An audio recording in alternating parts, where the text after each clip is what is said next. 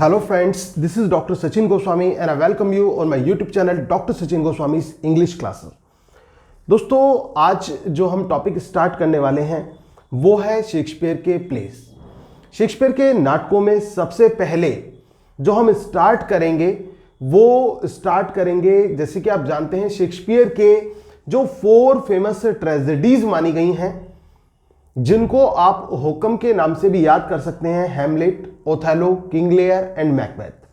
तो इन 4 ट्रेजेडीज में से सबसे पहले हम ये 4 ट्रेजेडीज लेंगे जो शेक्सपियर के प्लेज हैं, उनमें से ये 4 ट्रेजेडीज सबसे पहले लेंगे हम। तो उसमें भी सबसे पहले मैं आपको हैमलेट कराऊंगा। अब आप सोच रहे होंगे कि सर शेक्सपियर का जो करियर का डिवीजन है या फिर जो फोलियोज ऑफ शेक्सपियर है उनको कब और कैसे कराया जाएगा। तो मैं आपको बता दूं कि सबसे पहले आपको प्लेज को समझना बहुत जरूरी है, क्योंकि प्लेज में से अक्सर क्वेश्चंस आते हैं। और उसके बाद में, क्योंकि अगर जो मैंने आपको पहले स्ट्रक्चर और फोलियोज करा दिया और उनकी डेट में आपको तैयार कराने लगा, तो जब इतने सारे प्लेज की आप स्टोरी, कैरेक्टर्स, इंसिडेंट और उनके सीन्स याद करेंगे तो इतने में जो पीछे का जो वो स्ट्रक्चर आपने याद किया है, फोलियोज के बारे में याद किया है, स्ट्रक्चर के बारे में याद किया, वो सब कुछ गायब हो जाएगा। तो वो चीज मैं नहीं चाहता। तो पहले आप इनको, स्टोरी को अच्छी तरह समझ लें, उसके कॉन्सेप्ट को समझ लें। उसके बाद में हम उनका जो शेक्सपियर के करियर से रिलेटेड, जो करियर का डिवीजन है उससे रिलेटेड, फोलियोज से रिलेटेड, वो टॉपिक्स हम बाद में लेंगे। तो जैसे पहले मैंने आपको सोनेट्स कराई और अब मैं आपको कराने वाला हूं आज से प्लेज। तो शेक्सपियर के प्लेज में सबसे पहले हम जो डिस्कस करने वाले हैं वो है हमारा प्ले ओथेलो। जो आज जो प्ले मैं आपके साथ डिस्कस करूंगा वो कौन सा प्ले है? वो ओथेलो है। दोस्तों ओथेलो की बात करें तो ओथेलो जो ये प्ले है, ये सबसे पहले तो आपको दिमाग में ये बिठाना है कि what type of play is Othello. Othello कैसा प्ले है? तो ये हमारी आती है डोमेस्टिक ट्रेजेडी। ओथेलो क्या है? डोमेस्टिक ट्रेजेडी है। सबसे पहला तो पॉइंट यही क्लियर होना चाहिए कि व्हाट टाइप ऑफ ट्रेजेडी और what type of play is Othello. Othello कैसा प्ले है? Then your answer will be domestic tragedy. ये डोमेस्टिक ट्रेजेडी है। अब डोमेस्टिक ट्रेजेडी क्या होती है? किसको डोमेस्टिक ट्रेजेडी कहते हैं? डोमेस्टिक ट्रेजेडी मतलब जो एक डोमेस्टिक वायलेंस होता है। आपने देखा होगा कि जो एक ऑनर किलिंग भी हम एक तरह से कह सकते हैं कि अपने ही अपनों को दगा दे देते हैं, अपने ही अपनों का कत्ल कर देते हैं।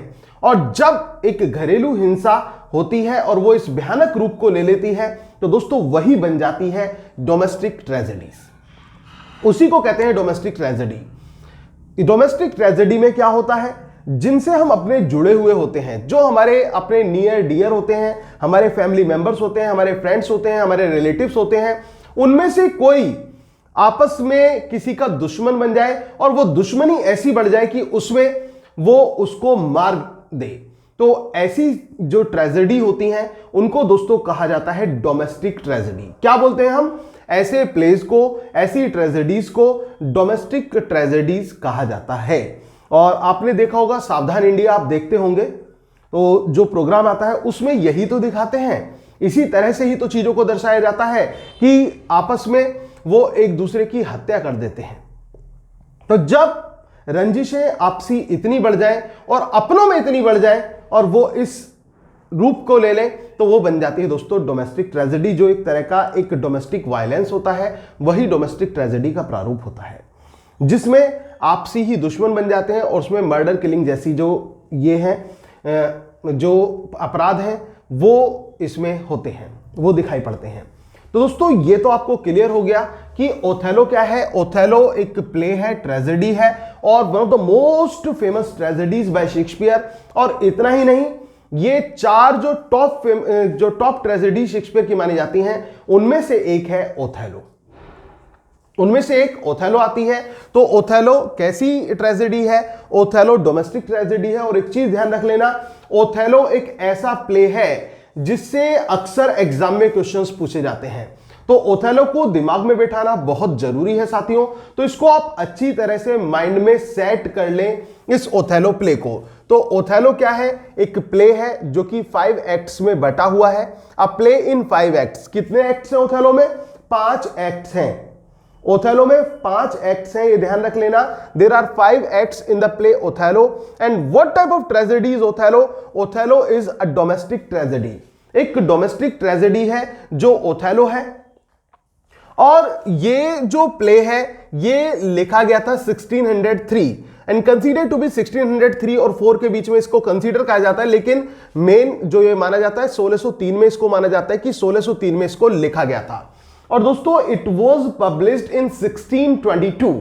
1622 में ये पब्लिश हुआ था। ओथेलो जो था ये फर्स्ट फोलियो में पब्लिश हुआ था। कब हुआ था? 1622 में ये पब्लिश हुआ था और इट वाज रिटन इन 1603 में लिखा गया था। अब क्वेश्चन ये भी बनता है कि इसकी सोर्स क्या है, क्योंकि शेक्सपियर के जो प्लेज हैं, शेक्सपियर की जो ट्रेजेडीज हैं आप पढ़ेंगे तो उनमें कहीं ना कहीं कोई सोर्स मिलती है। तो what is the source of the play Othello? Othello की सोर्स क्या है? किस सोर्स पर ओथेलो है? तो दोस्तों इसकी ओथेलो की हम बात करें तो अनकैप्टियानो मोरो एक फेमस वर्क है, फेमस ट्रेजेडी है अनकैप्टियानो मोरो।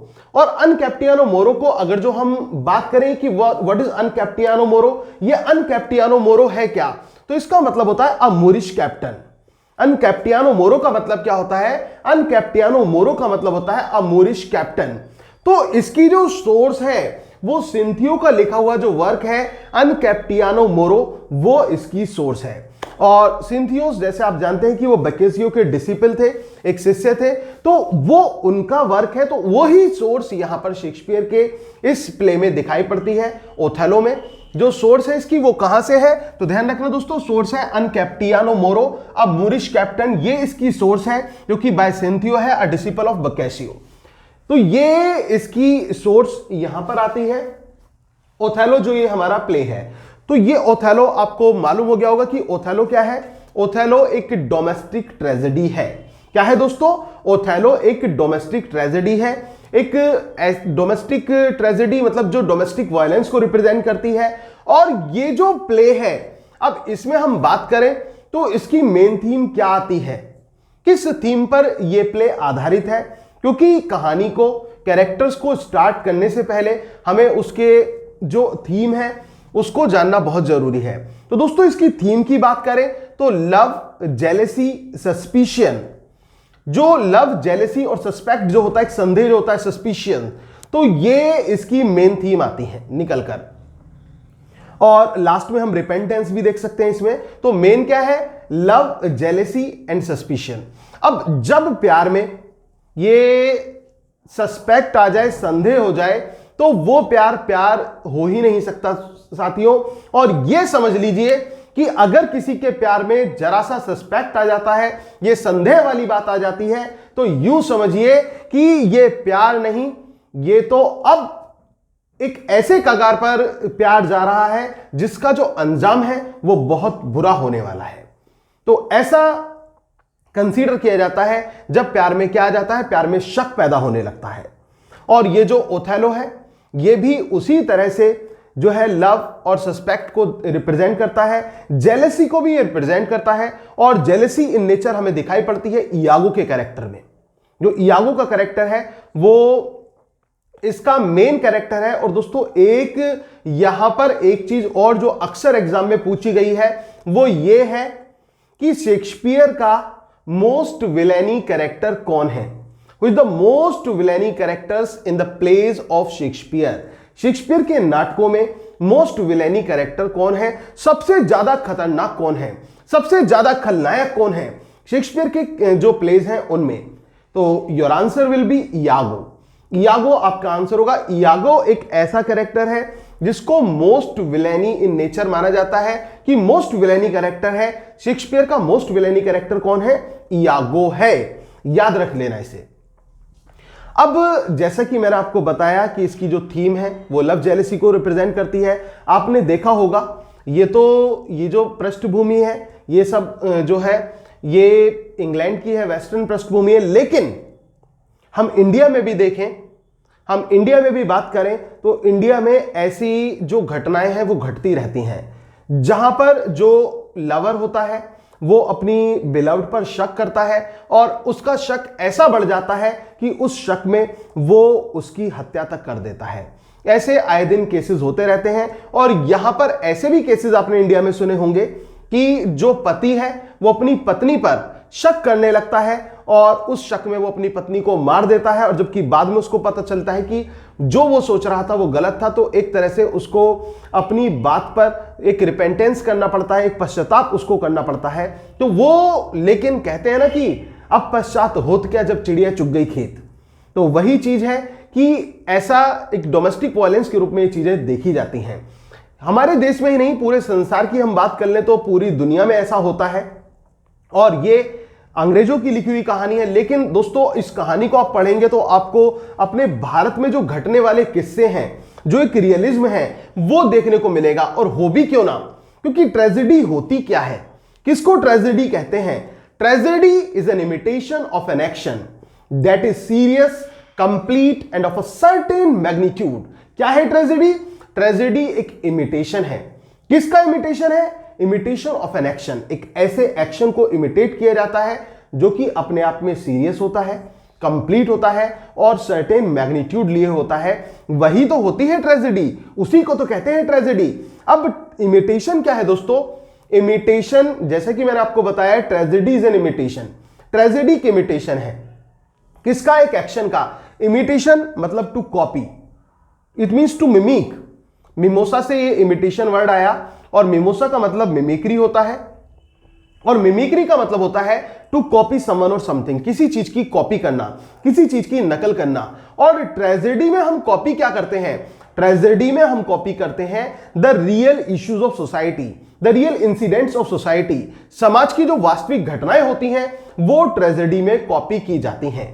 क्या कॉपी किया जाता है ट्रेजेडी में? ट्रेजेडी में कॉपी किया जाता है समाज की वास्तविक घटनाओं को। जो घटनाएं समाज में घटती रहती हैं उन घटनाओं को उसमें ट्रेजेडी में कॉपी किया जाता है। और तभी तो मैं कह रहा था अभी आपसे कि आप इंडिया की बात ले लीजिए, आप वेस्टर्न कंट्रीज की बात ले लीजिए, सब जगह ऐसा होता है। प्यार में शक भी देखने को मिलता है और वो शक कब एक क्राइम में बदल जाए पता नहीं चलता। तो ऐसा तो होता ही रहता है और वही रियलिज्म है और उस रियलिस्टिक अप्रोच को दर्शाया जाता है कहां पर? ट्रेजेडी में। और यहां पर भी हमें वो रिफ्लेक्शन देखने को मिलता है इस प्ले में भी। तो दोस्तों इतना तो आपको क्लियर होगा जितना मैंने अभी आपको बताया कि ये जो प्ले है जिसकी हम बात कर रहे हैं ओथेलो की, ओथेलो जिसको हम the tragedy of Othello the Moor of Venice के नाम से भी जानते हैं। The tragedy of Othello the Moor of Venice के नाम से इसको जाना जाता है। ये एक ट्रेजेडी है जो कि शेक्सपियर ने लिखी है, विलियम शेक्सपियर की लिखी हुई ट्रेजेडी है और 4 मोस्ट फेमस ट्रेजेडीज में से एक ट्रेजेडी मानी जाती है। कौन? ओथेलो। दोस्तों ये जो ओथेलो है it was written probably in 1603। कब लिखी गई थी ये? 1603 में इसको लिखा गया था and it was got published in 1622 और 1622 में इसको पब्लिश कराया गया था। अब ये जो स्टोरी है ये आधारित किस पर है? तो दोस्तों ये जो स्टोरी है ये आधारित है अनकैप्टियानो मोरो पर। अनकैप्टियानो मोरो जो कि सिंथियो का लिखा हुआ एक फेमस वर्क है जिसका टाइटल है अ मोरिश कैरेक्टर, जिसको हम एक्सप्लेन करें तो अ मोरिश कैप्टन उसको हम कहेंगे। तो ये वो कहानी है। अब ये जो स्टोरी है इसमें लव, जेलेसी, सस्पिशन, रिपेंटेंस वो सभी देखने को मिलते हैं। ये इसकी थीम है। आई होप कि इतना कॉन्सेप्ट आपके क्लियर हो गया होगा। अब आगे बढ़ते हैं दोस्तों। ये मैंने आपको बताया कि 5 एक्ट्स में ये कहानी है। ये भी पूछ लिया जाता है कितने एक्ट्स में है, तो 5 एक्ट्स हैं इसमें। डोमेस्टिक ट्रेजेडी है, 1603 में लिखा गया, 1622 में पब्लिश है। सोर्स इसकी है अनकैप्टियानो मोरो, इसका मतलब Moorish captain by Cinthio and disciple of बोccaccio। तो ये इसकी सोर्स है। इसमें मैंने आपको थीम भी बताया, लव, जेलेसी, सस्पिशियस, तो ये सब इसकी थीम आ जाती है। इवन रिपेंटेंस ऑल्सो, तो ये इनकी इस प्ले की थीम आती है।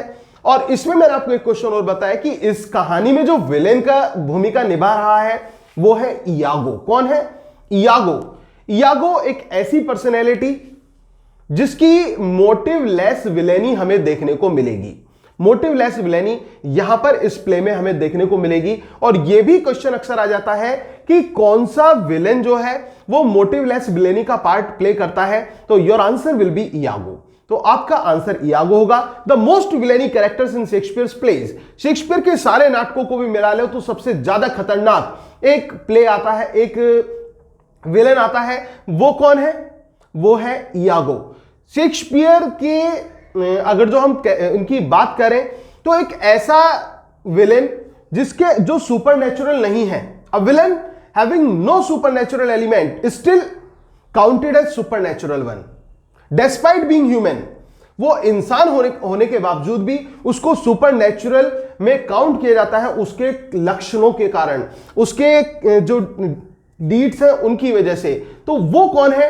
वो भी इयागो है। इतना आपको ध्यान रख लेना है। तो विलेन, यहां पर जो विलेन है, विलेन को इस प्रकार से रिप्रेजेंट किया गया है कि विलेन ही हमें लगता है कि उसके अंदर एक हीरोइक पर्सनैलिटी है, विलेन के अंदर ही वो चीज हमें यहां पर दिखाई पड़ती है। जस्ट लाइक सैटर्न, जैसे सैटर्न में आपने देखा था कि सैटर्न जो है वो एक हीरोइक क्वालिटी वाला जो है कैरेक्टर दिखाया गया था पैराडाइज लॉस्ट में, ऐसे ही यहां पर हमें जो इयागो है वो बहुत ट्रिकरी वाला मैन है। उसकी जो विलेनी है वो मोटिवलेस हो जाती है, लेकिन उसके बावजूद भी वो अपनी विलेनी को अंजाम देता है। और उसी की ट्रिकरी की वजह से ये पूरा का पूरा जो प्ले है, ये आप देखेंगे कि किस प्रकार से ये प्ले मूव होता है, इस बात का आपको पता चलेगा। लेकिन उससे पहले हम थोड़ा सा डिस्कस कर लेते हैं इसके कैरेक्टर्स को लेकर। जो इस प्ले के कैरेक्टर्स हैं, प्ले हमारा ओथेलो है, और Othello, the tragedy of Othello, the Moor of Venice. The Moor of Venice, अब इस मूर को समझना भी बहुत जरूरी है कि ये मूर क्या है। मूर किसको कहा गया है? यहां पर मूर्ख जो है एक ब्लैक मैन है, उसके लिए मूर कहा गया है। डार्क मैन, जो डार्क कॉम्प्लेक्शन वाला है, बहुत काला है। आपने देखा होगा कि जो वेस्ट इंडीज, जिम्बाब्वे की तरफ जो लोग होते हैं वो बिल्कुल ब्लैकिश होते हैं, बिल्कुल काले तवे जैसे। तो ऐसा जो मूर है, काला हब्सी भी उसको कहा गया है, काला हब्सी। जो ये मूर है यानी कि मतलब कौन? ओथेलो है। तो ओथेलो ही मूर है, ये भी ध्यान रख लेना। Who is called Moor in the play Othello? So your answer will be Othello. आपका आंसर होगा ओथेलो, कि ओथेलो को ही मूर कहा गया है। तो ओथेलो कैसा है? ओथेलो बिल्कुल काला है, और काला भी कैसा? तवे जैसा। लेकिन आपने वो गाना सुना होगा कि हम काले हैं तो क्या हुआ दिल वाले हैं।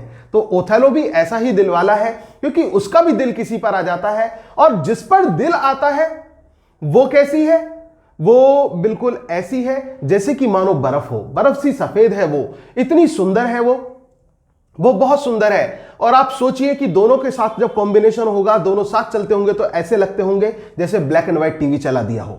तो ऐसे कौन है? ऐसे ओथेलो और डेस्डीमोना है। डेस्डीमोना जिससे ओथेलो प्यार करता है वो सभी मैं आपको बताऊंगा। तो इसके सबसे पहले आप हीरो हीरोइन के बारे में जान लें। कहानी का जो हीरो है वो है ओथेलो। कौन है कहानी का हीरो? कहानी का हीरो है ओथेलो, जो कि द मूर ऑफ वेनिस है। कौन है वो?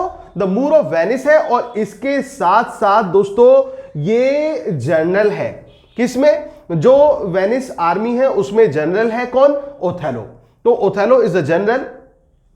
ओथेलो एक जनरल है, और इसके अलावा उसको मूर के नाम से भी जाना जाता है। और इसके अलावा he is the lover of Desdemona. वो डेस्डीमोना का लवर है, डेस्डीमोना को चाहने वाला है, and is the husband of Desdemona. ठीक है ना? और वो उसका पति भी बनता है डेस्डीमोना का। तो आई होप कि इतना क्लियर हो गया होगा। पहला हमने हीरो के बारे में जाना कि हीरो कौन है इस प्ले का। तो हीरो है ओथेलो। कौन है हीरो? हीरो ओथेलो है। ओथेलो कौन है? ओथेलो द मूर है, द मूर ऑफ वेनिस, और general of Venice army. General of Venice army है जो ओथेलो है। अब इसके बाद डेस्डीमोना। डेस्डीमोना कौन है? जो ये डेस्डीमोना है, डेस्डीमोना की अगर जो हम बात करें तो डेस्डीमोना यहां पर कौन है? डेस्डीमोना है ब्रबेंशियो की बेटी। डेस्डीमोना जो डॉटर है वो किसकी है? डेस्डीमोना इज द डॉटर ऑफ ब्रबेंशियो। ये एक रिच मैन है वेनिस के, ब्रबेंशियो। ब्रबेंशियो की बेटी कौन है? ब्रबेंशियो की बेटी है डेस्डीमोना, और Desdemona is the beloved and wife of Othello. ये बिलव्ड और वाइफ है किसकी? ओथेलो की बिलव्ड और वाइफ है डेस्डीमोना। और बेटी किसकी है? बेटी है ब्रबेंशियो की। ये ब्रबेंशियो की बेटी है। ब्रबेंशियो जो कि एक रिच वेनिशियन है, तो उनकी बेटी डेस्डीमोना है, और डेस्डीमोना फॉल्स इन लव विद ब्लैकमूर। वो किससे प्यार हो जाता है उनको? एक ब्लैकमूर से प्यार हो जाता है डेस्डीमोना को। तो ये चीज हमें ये चीज दर्शाती कि जो प्यार होता है ना वो अंधा होता है, लव इज ब्लाइंड। वो प्यार किसी से भी हो सकता है, कभी भी हो सकता है। शेक्सपियर ऐसी बात, ऐसा मैसेज यहां पर देना चाहते हैं। और यही देखिए एक अपोजिट कंट्रास्ट आप देख सकते हैं कि एक तरफ तो इतनी सुंदर हूर की परी हम कह लें डेस्डीमोना, और दूसरी तरफ कोयले जैसा काला या तवे जैसा काला कौन? जो ब्लैकमूर है, इसको ब्लैकमूर भी कहा जाता है, ओथेलो। तो लेकिन प्यार जो है वो कुछ चीज नहीं देखता, प्यार केवल इमोशंस को देखता है, फीलिंग्स को देखता है। जैसे कि शेक्सपियर कहते भी हैं अपनी सोनेट में कि let me not to the marriage of true minds admit impediments, love is not love which alters when alteration finds or bends with the remover to remove, or no it is an ever fixed mark that looks on tempest and is never shaken। तो वही चीज है जैसे कि Shakespeare बताते हैं प्यार के बारे में कि सच्चा प्यार जो होता है ना वो किसी चीज को नहीं देखता।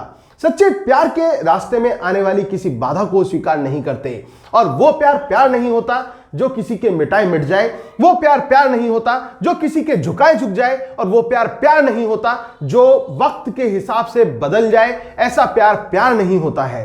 तो दोस्तों ऐसा किसने कहा था? ऐसा विलियम शेक्सपियर कहते हैं अपनी पोएम ट्रू लव में। और वही चीज हमें यहां पर देखने को मिलती है इस प्ले ओथेलो में, हमें यह चीज देखने को मिलती है इस ट्रेजेडी में, हमें यह चीज देखने को मिलती है। तो दोस्तों ये जो प्ले है, जितना मैंने अभी तक आपको बताया इतना क्लियर हो गया होगा। अब कैरेक्टर्स की बात मैं कर रहा हूं। ओथेलो कौन है? ओथेलो हीरो है। ओथेलो हीरो है, और हीरो किसका? हीरो प्ले का, ओथेलो प्ले का हीरो है। वो डेस्डीमोना का लवर है, वो डेस्डीमोना का हस्बैंड है। ठीक है, डेस्डीमोना का लवर एंड हस्बैंड है ओथेलो। और इसके साथ साथ डेस्डीमोना की बात करें तो डेस्डीमोना कौन है? डेस्डीमोना ब्रबेंशियो की बेटी है। Brabantio who is a rich Venetian, Brabantio जो कि एक रिच वेनिशियन है, उसकी बेटी है डेस्डीमोना। आई होप कि इतना क्लियर हो गया होगा। भाई जब हीरो और हीरोइन की बात हमने कर ही ली है तो आपको पता ही है कि यहां पर ऐसा होता ही है कि विलन जब हीरोइन है तो विलन का होना स्वाभाविक है, नेचुरल है कि विलन भी होगा। अब विलन कौन है इस कहानी का? जो विलन है वो कौन है? और rather I would call him the most villainy characters of Shakespeare. Shakespeare का मोस्ट विलेनी कैरेक्टर बल्कि हम उसको कहेंगे। और वो कौन है? वो है Iago. Iago the villain of the play, ये विलन है। और इसके अलावा मैंने आपको बताया मोस्ट विलेनी कैरेक्टर है, मोस्ट विलेनी कैरेक्टर है इयागो। जो इयागो और एक ऐसा व्यक्ति जो सभी को, जो भी उसकी राह में आता है, सभी को अपना शिकार बनाता है, और जैसा वो चाहता है वैसा उन सबको नचाता है। मतलब जो हमारे अदर कैरेक्टर्स हैं, specially the minor and the major characters, they are just like puppets in the hands of Iago. वो सभी क्या है? वो इयागो के हाथ में कठपुतली की तरह से बन जाते हैं। और इयागो एक ऐसा विलेन जो हीरो ओथेलो तक को कंफ्यूज कर देता है, और यहां तक कि उसकी लाइफ को स्पॉइल कर देता है। उसकी लाइफ को स्पॉइल करने में सबसे बड़ा रोल किसका होता है? इयागो का रोल होता है। ये वो इयागो है जो जिंदगी को उसकी बर्बाद कर देगा। और सभी मृत्युओं का कारण कौन है? ये इयागो है। जितनी भी प्ले में मृत्यु हुई है उन सब का कारण इयागो है।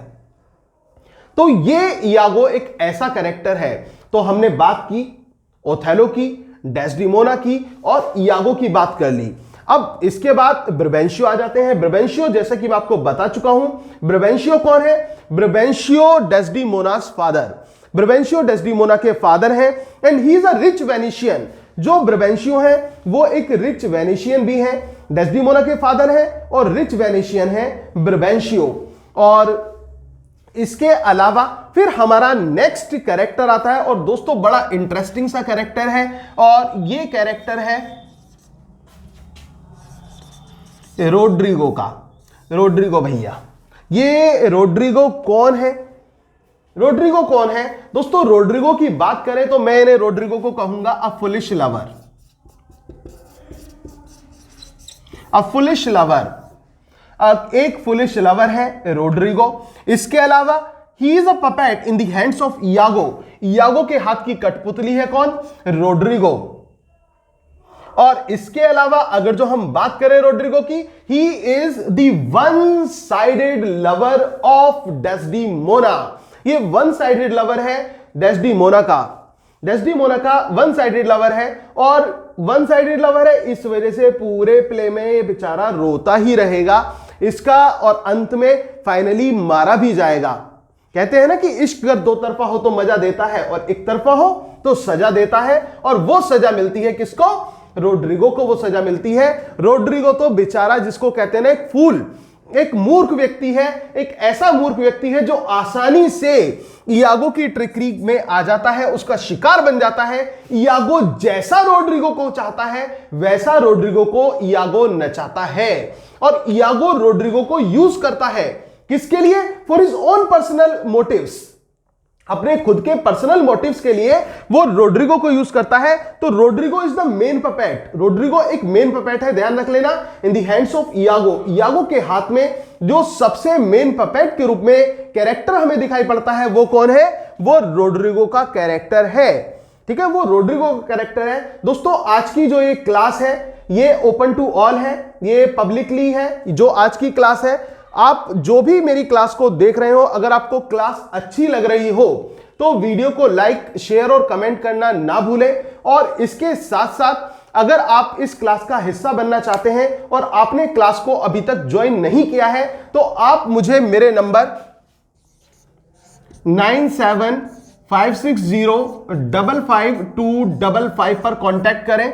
ठीक है, जो भी कैंडिडेट्स यूपी, टीजीटी, पीजीटी या फिर जीआईसी लेक्चरर की आप तैयारी कर रहे हैं तो आप मेरी क्लास को ज्वाइन कर सकते हैं। और दोस्तों मैं हमेशा आपसे कहता हूं कि मेरा जो तरीका है पढ़ाने का वो ये नहीं है कि मैं जल्दी से जल्दी कोर्स के पीछे भागता हूं, ये मैं पहले ही क्लियर कर देता हूं। जो इस तरह के लोग हैं वो मेरी क्लास को बिल्कुल ज्वाइन ना करें, जिनका उद्देश्य केवल और केवल कोर्स को पूरा कराना है कि जल्दी जल्दी से हमारा कोर्स पूरा करा दीजिए, वो दूर रहें।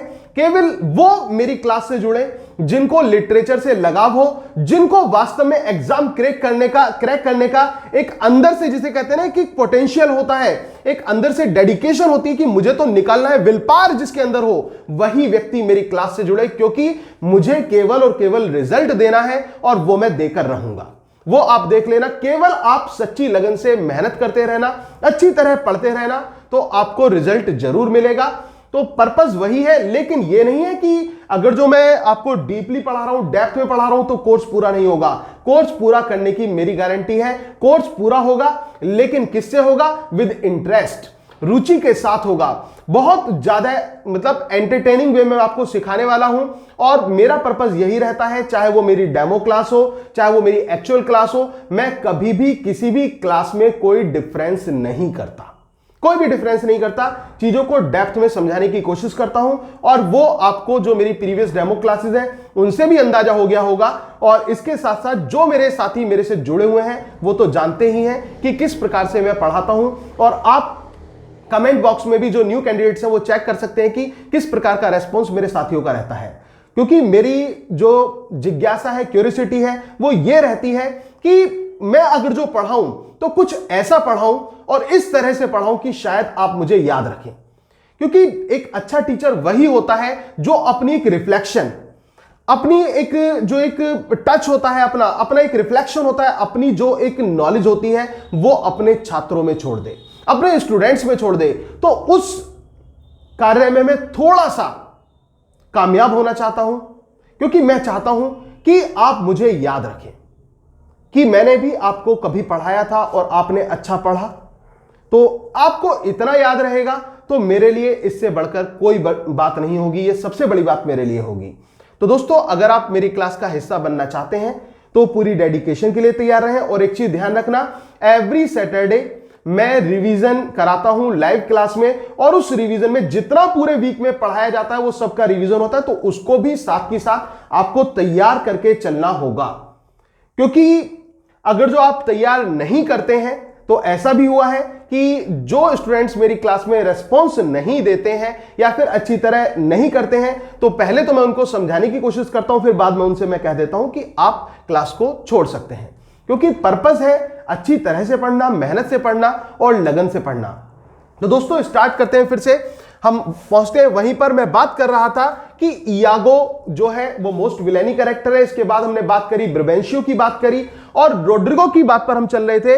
रोड्रिगो कौन है? रोड्रिगो एक पपेट है। रोड्रिगो कौन है? रोड्रिगो पपेट है।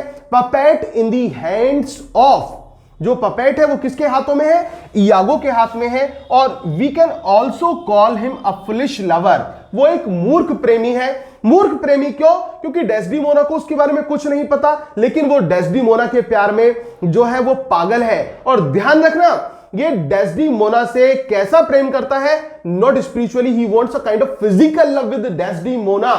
तो इसका जो प्रेम है जो रोड्रिगो का है, क्वेश्चन आ जाता है क्या वो स्पिरिचुअल है?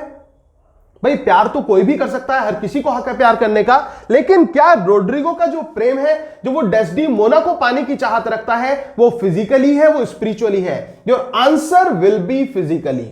वो आपका जो आंसर होगा वो फिजिकली होगा। तो दोस्तों इसकी जो चाहत है वो कैसी है? वो फिजिकली है। तो इतना आप ध्यान रख लेना। तो रोड्रिगो एक फुलिश लवर है, और रोड्रिगो और इयागो का कॉन्वर्सेशन ही होता है जिससे प्ले स्टार्ट होगा। ये क्वेश्चन भी अक्सर एग्जाम में आता है। दोस्तों एक चीज ध्यान रख लेना कि जो चीजें मैं आपको अभी तो देखो स्टोरी भी नहीं बताई है, लेकिन अभी से ही इतने सारे क्वेश्चंस आपके बन चुके हैं। कैसे, कौन से क्वेश्चंस बन चुके हैं कि ओथेलो कैसा प्ले है, डोमेस्टिक ट्रेजेडी है, कितने एक्ट्स हैं, 5 एक्ट्स हैं, कब लिखा गया, 1603 में लिखा गया, कब पब्लिश हुआ, 1622 में पब्लिश हुआ, सोर्स क्या है, एनकैप्टियानो कैप्टियानो मोरो, ये इसकी सोर्स है, ठीक है ना, अ मोरिश कैप्टन, और किसके द्वारा? सिंथियो के द्वारा ये लिखा गया। और इसके बाद हमने बात की ओथेलो कौन है? ओथेलो एक मूर है, मूर ऑफ द वेनिस, और जनरल, ये मेजर जनरल है आर्मी में वेनिस की। और इसके साथ साथ जो डेस्डीमोना है, डेस्डीमोना ओथेलो की बिलव्ड एंड वाइफ है। और ओथेलो के बारे में और बताएं तो ओथेलो जो है वो लवर एंड हस्बैंड है डेस्डीमोना का। उसके बाद इयागो कौन है? इयागो विलेन है in the play Othello, and he is the most villainy character. ये मोस्ट विलेनी कैरेक्टर है इयागो जो है। इसके बाद हमने बात करी ब्रेवेंशियो की, कि ब्रेवेंशियो कौन है? ब्रेवेंशियो कौन है? ब्रेवेंशियो है डेस्डीमोनास फादर। डेस्डीमोना के जो फादर हैं वो ब्रेवेंशियो है, रिच वेनिशियन है ब्रेवेंशियो। और इसके बाद में रोड्रिगो कौन है? रोड्रिगो जो है, रोड्रिगो यहां पर हम देखें तो रोड्रिगो एक फुलिश लवर है, एक पपेट है। किसके हाथ में? In the hands of Roderigo, in the hands of Iago. एक फुलिश लवर है, किसके हाथों में? इयागो के हाथों में। तो आई होप कि इतने कैरेक्टर आपके क्लियर हो गए होंगे। अब इसके बाद आगे बढ़ते हैं। इसके बाद दोस्तों इसमें एक कैरेक्टर आता है, इसी प्ले में एक कैरेक्टर हमारा आता है, जस्ट अ मिनट,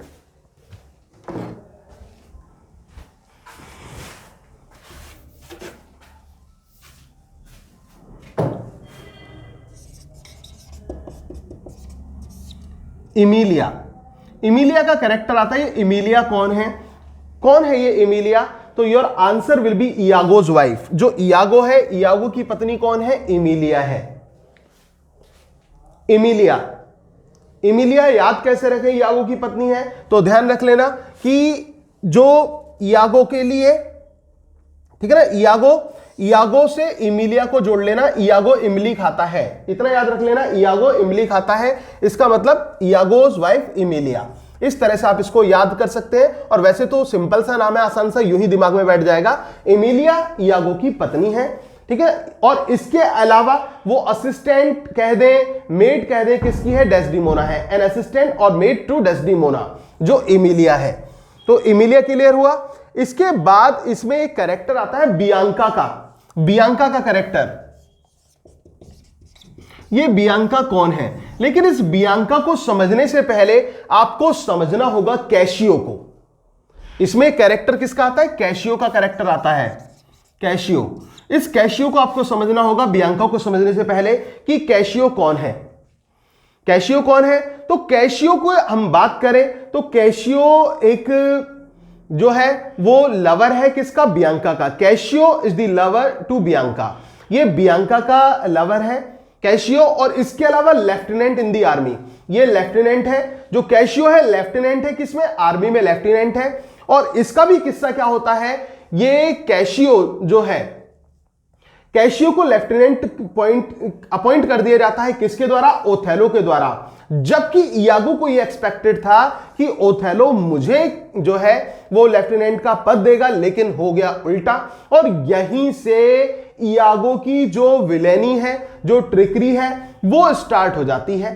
ठीक है ना? इयागो की जो एक विलेनी पार है और जो उसकी एक चाल है, जो वो सोचता है उसके बारे में, वो उसके बारे में चाल हो जाती है, क्योंकि उसको लगा कि बेनिफिट किसको मिला है? कैशियो को मिला है। अब लेकिन दिया किसने है? ओथेलो ने दिया है। अब मैं इनकी जिंदगी बर्बाद कर दूंगा, इन्हें कहीं का नहीं छोड़ूंगा। तो ध्यान रख लेना दोस्तों, ये जो कैशियो है, ये जो कैशियो का कैरेक्टर है जिसकी हम बात करें कैशियो की, तो कैशियो का कैरेक्टर, कैशियो लवर है बियांका का, और बियांका जो है वो एक प्रोस्टिट्यूट है, मिस्ट्रेस टू कैशियो हम कहेंगे उसको, कि वो मिस्ट्रेस है कैशियो की, एंड प्रोस्टिट्यूट भी उसको माना गया है। तो और इसके अलावा जो कैशियो है, कैशियो पर एक क्वेश्चन और बन जाता है, कैरेक्टर्स पर जो क्वेश्चन बनते हैं वो मैं आपको कुछ हाथ के हाथ भी बताता हुआ चल रहा हूं। कैशियो के ऊपर एक क्वेश्चन और बनता है कि कैशियो की दो कमजोरियां थी। कैशियो की दो कमजोरियां थी, वो कौन कौन सी दो कमजोरियां थी? कहने का मतलब इन दो के आगे कैशियो जो था वो खुद पर नियंत्रण नहीं रख पाता था या अपना आपा खो देता था। वो दो कमजोरियां कौन थी? The two major weakness in the character of Cassio. Cassio के कैरेक्टर में दो मेजर वीकनेस कौन सी थी? तो आपका आंसर होगा एक तो लेडी और दूसरा वाइन। ये दो कमजोरियां कैशियो की थी। ये अगर जो वो ज्यादा वाइन पी ले उस पर झिलती नहीं थी। और इसके अलावा ये जो कैशियो का कैरेक्टर था, ये इस प्रकार का कैरेक्टर था जिसको एक लेडी किलर कैरेक्टर भी हम बोल सकते हैं। तो कैशियो का कैरेक्टर इस प्रकार का है। तो कैशियो की मिस्ट्रेस कौन है? बियांका है। कैशियो की दो कमजोरियां कौन सी हैं? कैशियो की कमजोरियों की बात करें तो lady and wine, these are the two major weakness in the character of Cassio. Cassio के कैरेक्टर में दो ये मेजर कमजोरियां हमें देखने को मिलती हैं। The very first is lady and the second is wine. ये कमजोरियां हमें कैशियो के कैरेक्टर में देखने को मिलती हैं। अब कैशियो के साथ साथ आपको तैयार हो गया होगा बियांका का कैरेक्टर। बियांका का भी पूछ लिया जाता है कि ये फेमस कैरेक्टर किस प्ले में आया है, तो आपका आंसर होगा ओथेलो प्ले में आया है। और बियांका जो है वो कौन है? बियांका मिस्ट्रेस है। किसकी मिस्ट्रेस है? कैशियो की मिस्ट्रेस है। और ये वही बियांका है जो हैंकर चीफ एपिसोड आता है इस प्ले में दोस्तों। हैंकर चीफ एपिसोड, रुमाल वाली घटना, उस घटना का one of the main parts कौन है? वो बियांका है। तो बियांका का कैरेक्टर भी अपने आप में बड़ा इंटरेस्टिंग सा कैरेक्टर है, बड़ा अच्छा सा कैरेक्टर है बियांका का कैरेक्टर। और इसके अलावा कैशियो की तो बात ही निराली है। तो कैशियो जो है वो एक लेडी किलर टाइप का व्यक्ति है। और इसके अलावा यहां पर जो है, जो कैशियो की दो कमजोरी की बात करें तो वो लेडी एंड वाइन है। अब दोस्तों इसमें एक क्वेश्चन और ये भी बन जाता है कि बॉलीवुड में एक मूवी फिल्माइज्ड की गई है इस प्ले ओथेलो पर, उस मूवी का नाम क्या है? तो योर आंसर विल बी, आपका आंसर होगा ओमकारा। मूवी का नाम क्या है? ओमकारा मूवी है, जिसमें लीड रोल में आप देखेंगे जो अजय देवगन थे जिन्होंने ओथेलो की भूमिका निभाई, करीना कपूर थी जिन्होंने डेस्डेमोना की भूमिका निभाई, सैफ अली खान थे जो इयागो बने थे, और इसके अलावा कैशियो की भूमिका विवेक ओबराय ने निभाई थी। तो ये मेजर कैरेक्टर्स थे उस मूवी में। तो इस तरह से मतलब वो ओमकारा मूवी भी आप एक बार देख लेंगे तो आपको इसका कॉन्सेप्ट क्लियर हो जाएगा। तो जो ओथेलो का है, लेकिन आप, मैं कहता हूं उसे भी ना देखें, आप केवल इस वीडियो को अच्छी तरह से सुन लें, समझ लें, तो आपको ये प्ले अच्छी तरह से क्लियर हो जाएगा। और केवल यही प्ले नहीं, मैं सारे प्लेज आपको इसी तरह से बहुत आसान करने वाला हूं। आपको अब घबराने की जरूरत नहीं है। ये मत सोचें कि शेक्सपियर के इतने सारे प्लेज हैं तो हम तैयार कैसे करेंगे, कैरेक्टर्स कैसे तैयार करेंगे, लाइंस कैसे तैयार करेंगे, सीन्स कैसे तैयार करेंगे, वो आप मुझ पे छोड़ दीजिए। लेकिन अपने अंदर जो एक इंटरेस्ट है उसको जरूर कायम रखें। मैं बार बार इसी बात को कहता हूं कि प्रेशर में कोई ना पढ़े, एग्जाम का प्रेशर लेकर ना पढ़े, केवल यह सोचकर पढ़े जैसे कि आप कोई मूवी देखने जाते हैं ना और मूवी को एंटरटेन करते हैं, आप एंजॉय करते हैं मूवी को, उसी तरह से आप इस क्लास को एक एंजॉयमेंट के रूप में भी लें, इसको एंजॉय करें, क्योंकि लिटरेचर का पर्पस ही ये होता है प्लेजर प्रोवाइड करना, खुशी देना। और मैं अपने आप को बहुत खुशनसीब समझूंगा अगर आप कुछ हिस्सा आप मेरी क्लास में बैठकर, पढ़कर, सुनकर आप खुश हो पाते हैं और समझ पाते हैं, तो इससे बड़ी खुशी मेरे लिए भी कुछ नहीं होगी। तो और इससे अगर जो आप कामयाबी हासिल करते हैं तो वो तो सबसे बड़ी बात होगी। तो दोस्तों मैंने अभी आपको बताया कैशियो के बारे में, बियांका के बारे में मैंने आपको बताया, इसके साथ साथ ब्रबेंशियो के बारे में बताया, रोड्रिगो के बारे में बताया, और मैंने आपको बताया जो डेस्डिमोना है उनके बारे में। अब इसके बाद इसमें और भी कैरेक्टर आते हैं, और कैरेक्टर किसका आता है, इसमें कैरेक्टर आता है ड्यूक का। ये ड्यूक है, ड्यूक ऑफ वेनिस जो है, ये स्पेशली जजमेंट के लिए जाने जाते हैं, इक्वल टू किंग ड्यूक होता है, और वेनिस के जितने भी जो कानूनी संबंधी जो वो होते हैं डिसीजंस, वो ड्यूक लेते थे। तो ड्यूक का कैरेक्टर भी इंपॉर्टेंट है, और ड्यूक का कैरेक्टर उस समय हमें यहां पर महत्वपूर्ण भूमिका देखने को मिलेगी।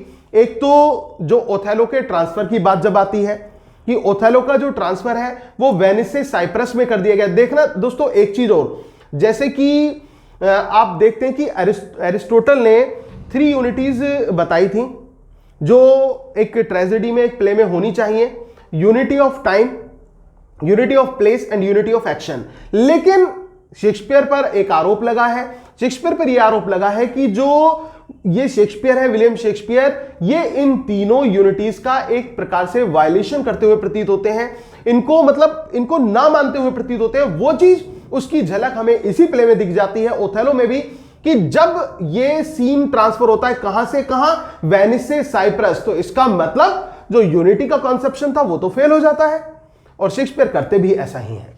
तो यहां पर एक तो उस जगह ड्यूक की भूमिका आती है, दूसरा ड्यूक का जो डिसीजन डेस्डिमोना को लेकर होता है जो कि ओथेलो के फेवर में जाता है, वो भी सबसे बड़ा रोल होता है ड्यूक का, वहां पर भी हमें ड्यूक का रोल देखने को मिलता है। इसके अलावा दोस्तों इसमें एक कैरेक्टर आता है मोंटानो का। अब ये मोंटानो कौन है? Montano is the governor of Cyprus. Montano governor है, कहां के? साइप्रस का गवर्नर है जिनका नाम है मोंटानो, ठीक है ना, साइप्रस के गवर्नर है जिनका नाम क्या है? मोंटानो है। इसके बाद दोस्तों इसमें एक कैरेक्टर और आता है, वो उसका नाम है लोडोविको। अब ये लोडोविको कौन है? लोडोविको के कैरेक्टर की बात करें तो लोडोविको जो है साथियों, वो है किन्समैन टू डेस्डिमोना। डेस्डिमोना के एक रिलेटिव है, एक किन्समैन है जिनका नाम है लोडोविको। लोडोविको उनका नाम है। तो ये कैरेक्टर्स आपको क्लियर हो गए होंगे। एक बार मैं फिर से रिपीट करता हूं साथियों, क्योंकि कैरेक्टर्स आपको समझने बहुत जरूरी हैं। अगर जो आप कैरेक्टर्स नहीं समझ पाते तो ये समझ लीजिए कि बहुत कुछ मिस कर जाएंगे, क्योंकि कहानी में जो क्वेश्चंस हैं, जो एग्जाम में क्वेश्चंस हैं, वो इससे आ जाते हैं, कैरेक्टर्स से पूछ लिए जाते हैं कि ये पर्टिकुलर कैरेक्टर किस प्ले का कैरेक्टर है, तो आपको उसका मालूम होना चाहिए। तो एक बार फिर से रिपीट करता हूं, ओथेलो कौन है? ओथेलो ओथेलो कहानी का हीरो है, वो लवर है डेस्डिमोना का, और इसके साथ साथ वो मेजर जनरल है आर्मी में। इतना क्लियर हुआ। दूसरा पॉइंट आता है कि डेस्डिमोना कौन है? डेस्डिमोना ब्रबेंशियो की बेटी है, और इसके साथ साथ वो लवर, बिलव्ड एंड वाइफ है किसकी? ओथेलो की, जो डेस्डिमोना है। आपको ओथेलो का पर्सनैलिटी की बात करें तो वो ब्लैक है, और उधर डेस्डिमोना बिल्कुल व्हाइट है। तो इस तरह से उनकी पर्सनैलिटी की बात हम करते हैं। इसके बाद हम बात करें नेक्स्ट कैरेक्टर की, विलेन की बात करेंगे। विलेन कौन है इस कहानी में? तो दोस्तों विलेन है इयागो। इयागो इस कहानी का मुख्य विलेन है, मुख्य किरदार के रूप में, एक विलेन के रूप में ये इयागो हमें दिखाई पड़ते हैं। इयागो कौन है? विलेन है। इस कहानी का विलेन कौन है? The most villainy character rather I would call is Iago, वो इयागो है। और इयागो एक ऐसा व्यक्ति जो अदर कैरेक्टर्स को, स्पेशली रोड्रिगो को, वो एक पपेट के रूप में वो यूज करता है। अभी रोड्रिगो कौन है? रोड्रिगो एक फुलिश लवर है जो कि डेस्डिमोना से वन साइडेड लव करता है, वो कैरेक्टर है रोड्रिगो का। इसके बाद दोस्तों हम बात करते हैं कैशियो की। कैशियो कौन है?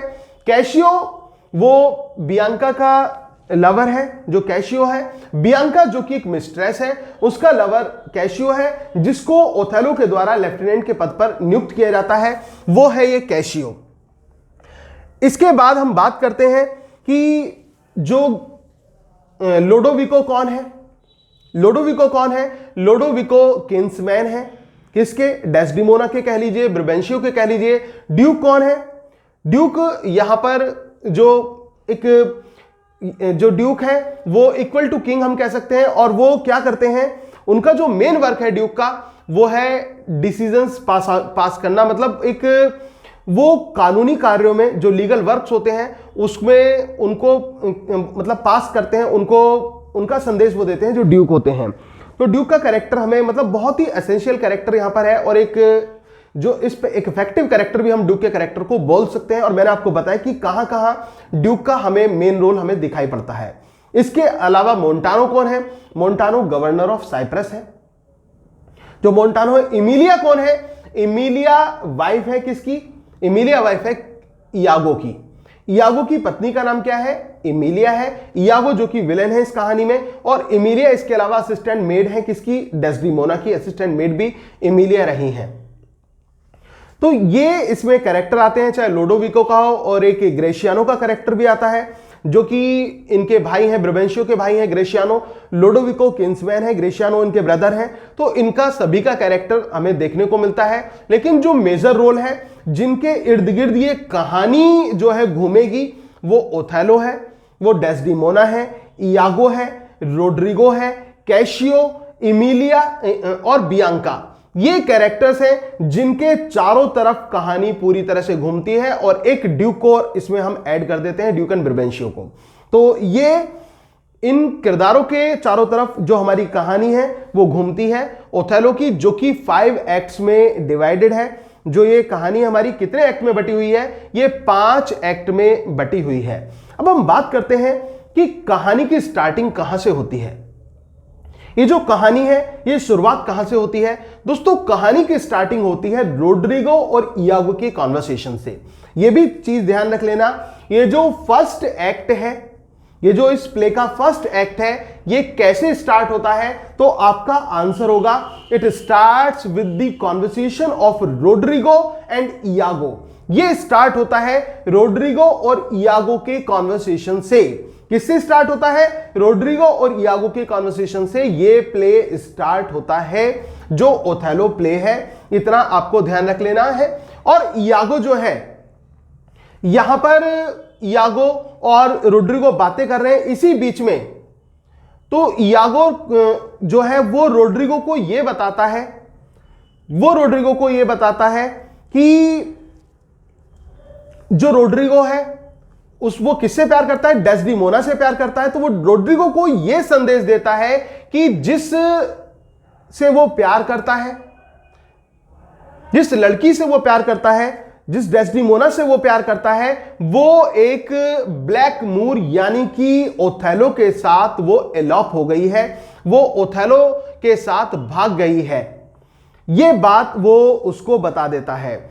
और इसके अलावा आप वो जो रोड्रिगो है, रोड्रिगो जैसे कि मैंने आपको बताया कि एक वेल्दी मैन है, एक रिच पर्सन है, एक अमीर व्यक्ति है, और उसकी इसी रिचनेस का जो फायदा है, rather I would call undue advantage, वो ओथेलो उठाता है, सॉरी वो इयागो उठाता है उसकी इस रिचनेस का फायदा। और रिचनेस के साथ साथ उसकी जो फुलिशनेस है, जो उसकी मूर्खता है, उसका फायदा भी इयागो पूरी तरह से उठाता है रोड्रिगो से।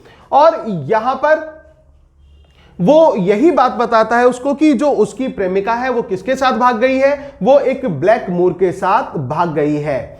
अब वो जब वो ब्लैक मूर के साथ भाग गई है तो वो बड़ा दुखी होता है, रोड्रिगो बड़ा परेशान है कि अब वो करे तो क्या करे।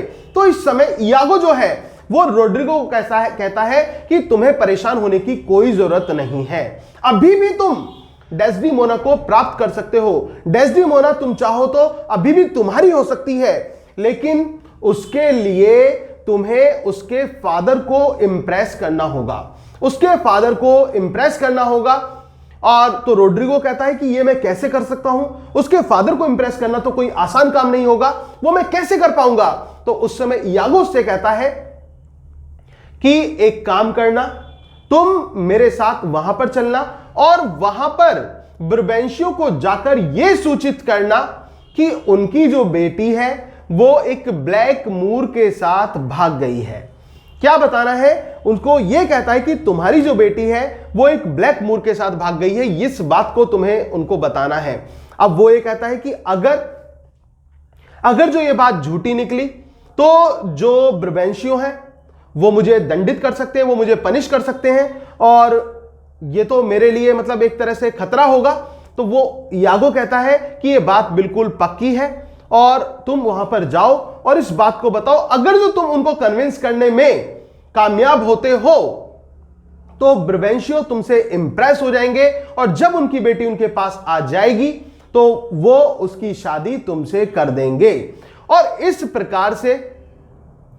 प्रकार से जो वो ब्रबेंशियो मतलब जो इयागो है वो रोड्रिगो को अपनी ट्रिक में ले लेते हैं, अपनी चाल में ले लेता है। जो इयागो है, रोड्रिगो उसकी चाल में आ भी जाता है और साथ ही साथ स्टार्टिंग से ही जो पैसा है वो वसूलना चालू कर देता है इयागो रोड्रिगो से, केवल यह झांसा देकर कि वो उसको उसकी प्रेमिका ब्रबेंशियो से उसकी प्रेमिका डेस्डेमोना से जरूर मिलाएगा। ये कहकर वो उसको एक तरह से अपने जाल में ले लेता है। और ये जाल किसका फैलाया हुआ था साथियों? ये जाल फैलाया हुआ था इयागो का। अब इयागो ऐसा क्यों करता है? क्या कारण है इयागो का ऐसा करने के पीछे? इयागो क्यों चाहता है कि ओथेलो की लाइफ बर्बाद कर दे वो? और इसके पीछे इयागो की खुद की मोटिव थी यहां पर, लेकिन लास्ट में मैंने अभी आपको बताया था मोटिवलेस भी हो जाएगी वो तब जब स्टोरी के साथ साथ हम लीड करेंगे, वो भी मैं बताता चलूंगा। यहां पर इयागो का खुद का एक पर्सनल कारण था। वो पर्सनल कारण क्या था? वो पर्सनल कारण यह था कि ओथेलो ने क्या किया था? ओथेलो ने इयागो को लेफ्टिनेंट ना चुन के, जबकि इयागो को पूरी उम्मीद थी कि उसको लेफ्टिनेंट के पद पर सेलेक्ट किया जाएगा, उसको चुना जाएगा, लेकिन इयागो को लेफ्टिनेंट के रूप में प्रमोट ना करके कैशियो को लेफ्टिनेंट अपॉइंट कर दिया गया, कैशियो को लेफ्टिनेंट चुन लिया गया।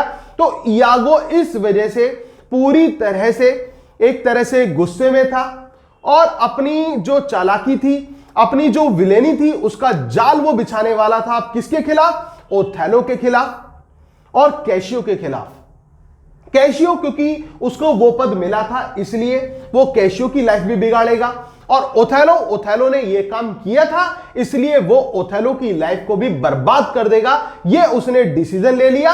और जब वो रोड्रिगो की इस बात को जानता है और रोड्रिगो जब उसको अपना सीक्रेट इस तरह का बताता है डेस्डेमोना के प्रेम का, तो वो समझ जाता है कि इससे बढ़िया मोहरा मेरे लिए कुछ नहीं हो सकता, इस मोहरे को मैं यूज करूंगा और ये जो है मेरी मदद करेगा डेस्डेमोना, ओथेलो, कैशियो की लाइफ को बर्बाद करने में। ये रोड्रिगो मेरे लिए मुख्य मोहरे के रूप में मैं इसको यूज करूंगा और एक तरह से मेरे लिए पपेट होगा, ऐसा वो अपने माइंड में सेट कर लेता है इस चीज को। तो ये जो है दोस्तों, इतना आपको क्लियर हो गया होगा कि वो जो है अब रोड्रिगो को वो कन्विंस कर लेता है। और रोड्रिगो कहां पहुंच जाता है? रोड्रिगो पहुंच जाता है ब्रबेंशियो के पास में। रोड्रिगो ब्रबेंशियो के पास में पहुंच जाता है और जब वो ब्रबेंशियो के पास में पहुंच जाता है, वो ब्रबेंशियो को इस बारे में जानकारी देता है, लेकिन ब्रबेंशियो पहले तो उस पर यकीन नहीं करता। ब्रबेंशियो को नहीं लगता कि वो ऐसा करेगा, वो ऐसा करेगी। जो डेस्डेमोना है, उसकी जो बेटी है, वो इस प्रकार से कोई कार्य करेगी, तो उसको बिल्कुल भी इस बात पर यकीन नहीं होता। लेकिन जब वो देखता है, इस चीज को सर्च करता है, तो पाता है कि डेस्डेमोना वहां नहीं थी। तो उस समय जो ब्रबेंशियो है, वहां पर ब्रबेंशियो के मुंह से यह शब्द निकलता है, a maiden can not be so bold, कि वो लड़की जिसको मतलब जो सिंप्लिसिटी का प्रतीक थी, जो बिल्कुल एक इनोसेंस का प्रतीक थी, वो इतना बोल्ड काम करेगी, क्योंकि किसी के साथ भागना हिम्मत की बात है, और वो भी तब जब आपके परिवार का दबदबा हो। तो उस समय किसी व्यक्ति के साथ भागना बहुत बड़ा एक हिम्मत चाहिए, इसको कहते हैं कि एक बोल्डनेस चाहिए। और उनको यह लगता है कि डेस्डेमोना कैसे ऐसा कर सकती है, किस प्रकार से डेस्डेमोना ऐसे कर सकती है। तो उसको इस बात पर मतलब बिल्कुल भी वो यकीन नहीं कर पाते, बिल्कुल उनकी हालत ऐसी हो जाती है। और हो भी क्यों ना, किसी फादर को जब पता चले कि उसकी बेटी ने यह काम किया है, उसकी बेटी किसी के साथ भाग गई है, तो सोचो उस फादर पर क्या गुजरेगी। और वही हाल था किसका, ब्रबेंशियो का, जब उनको इस बारे में पता चला। अब इयागो आता है ब्रबेंशियो के पास में और उनको वो बताता है कि ड्यूक ने एक मीटिंग बुलाई है और वो जो ओथेलो है वो उस मीटिंग में गया हुआ है, किसके साथ, डेस्डेमोना भी वहीं आपको मिलेगी। तो better to go to Duke, कि तुम ड्यूक के पास जाओ और उनसे अपनी शिकायत दर्ज करो, ओथेलो के बारे में कंप्लेंट रेज करो कि ओथेलो ने तुम्हारी बेटी पर ब्लैक मैजिक कर दिया है और उसको एलॉप करके वो ले गया है, उसको भगा कर ले गया है जो ओथेलो है। और ओथेलो के ऊपर जो वो काला दिखने वाला व्यक्ति था, उसके ऊपर काले जादू करने का ही आरोप मंडा जाता है कि उसने डेस्डेमोना के ऊपर क्या कर दिया है, काला जादू कर दिया है। अब हमें देखने को मिलता है ये जो मीटिंग है, जो ड्यूक ने मीटिंग बुलाई थी, इस मीटिंग का जो मेन मुद्दा था वो क्या था साथियों, इस मीटिंग का जो मेन जो रीजन था बुलाने का, वो ये था कि जो पड़ोसी स्टेट था साइप्रस के ऊपर खतरा मंडरा रहा था। जो साइप्रस था, साइप्रस के ऊपर खतरा मंडरा रहा था तुर्किश फ्लीट का। जो तुर्क सेना थी वो कभी भी साइप्रस पर आक्रमण कर सकती थी। तो उसके लिए ओथेलो के ट्रांसफर का डिसीजन ये आया था, जो कि ड्यूक ने पास किया कि ओथेलो का ट्रांसफर कहां होना है, साइप्रस के लिए किया जाना था। तो उस मुद्दे पर मीटिंग बुलाई गई थी। अब इसी बीच में जो ब्रबेंशियो है वो वहां पहुंच जाते हैं। ब्रबेंशियो जब वहां पहुंचे तो ब्रबेंशियो ने ड्यूक से शिकायत की कि इस काले दिखने वाले व्यक्ति ने, इस ब्लैक मूर ने मेरी बेटी पर काला जादू कर दिया है और ये उसको मतलब यहां भगा लाया है और इसके ऊपर आपको कोई ना कोई स्ट्रिक्ट एक्शन लेना चाहिए। अब क्या होता है, अब ड्यूक जो है वो ओथेलो को बुलाते हैं, ओथेलो से पूछते हैं कि ओथेलो क्या बात थी, मुझे इस बात को क्लियर करो। तो ओथेलो कहते हैं, श्रीमान मैं आपको बताना चाहता हूं कि जब मैं इनके घर पर जाया करता था, क्योंकि ब्रबेंशियो से मेरे काफी अच्छे संबंध रहे हैं, और जब मैं इनके घर पर जाया करता था तो मैं अपनी कहानियों के किस्से सुनाया करता था। दोस्तों ध्यान रखना, कैनिबल्स वाला एपिसोड है ये, और ये एग्जाम में जो लाइंस है, जो स्टोरी आप समझ लोगे ना, तो जब प्ले की लाइंस भी आएंगी, जो मेन इंपॉर्टेंट लाइंस हैं वो भी आपको आसानी से समझ में आ जाएंगी। तो वो कहता है कि श्रीमान जब मैं इनके घर पर जाया करता था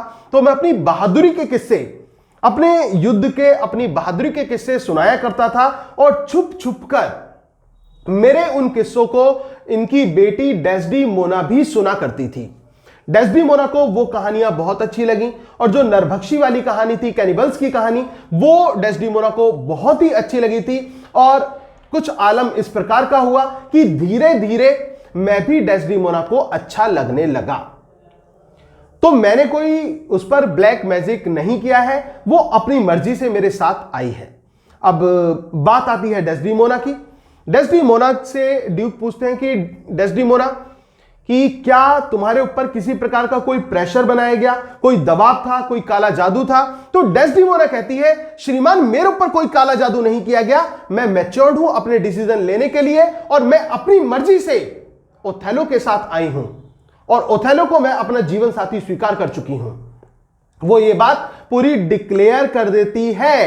अब इसी बीच में क्या होता है, इसी बीच में जो ब्रबेंशियो है, ब्रबेंशियो को वार्न किया जाता है ड्यूक के द्वारा कि आगे से वो इन दोनों के बीच में लेकर इस प्रकार की कोई शिकायत लेकर मेरे पास ना आए। तो उस समय बेचारा वो टूटा हुआ ब्रबेंशियो, वो हताश ब्रबेंशियो, वो एक कह सकते हैं कि टूटे हुआ दिल, मतलब एक ऐसा पिता जिसके ऊपर एक बर्डन इस तरह का पड़ गया था, उसकी बेटी ने ही उसकी इज्जत उछाल दी थी। डेस्डिमोना ने।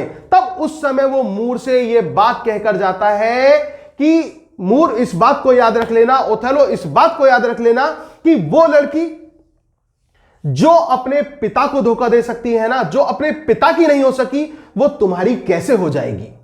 वो ये बात वो उससे कहकर जाते हैं।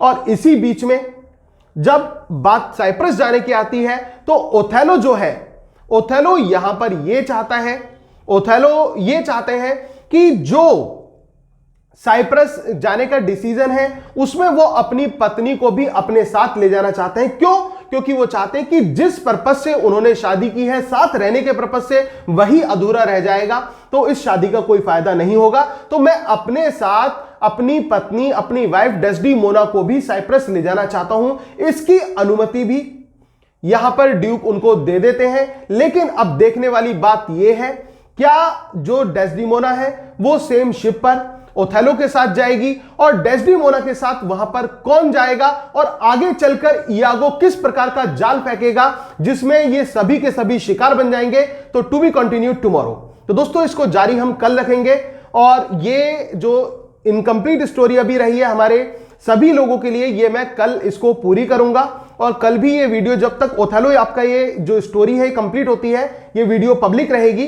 तो आप इसको आप देख सकते हैं। और मैं कहता हूं लिटरेचर को आप एंजॉय कीजिए। और दोस्तों अगर आप इस क्लास का हिस्सा बनना चाहते हैं, आप इस पेड क्लासेस को ज्वाइन करना चाहते हैं, तो आप मुझे मेरे नंबर 9756055255 पर कांटेक्ट करें। चाहे आप टीजीटी की तैयारी कर रहे हैं, पीजीटी की तैयारी कर रहे हैं, और तो आपके लिए बहुत आसान होने वाला है। Thank you very much. Please like, share and comment also. Yours doctor Sachin Goswami.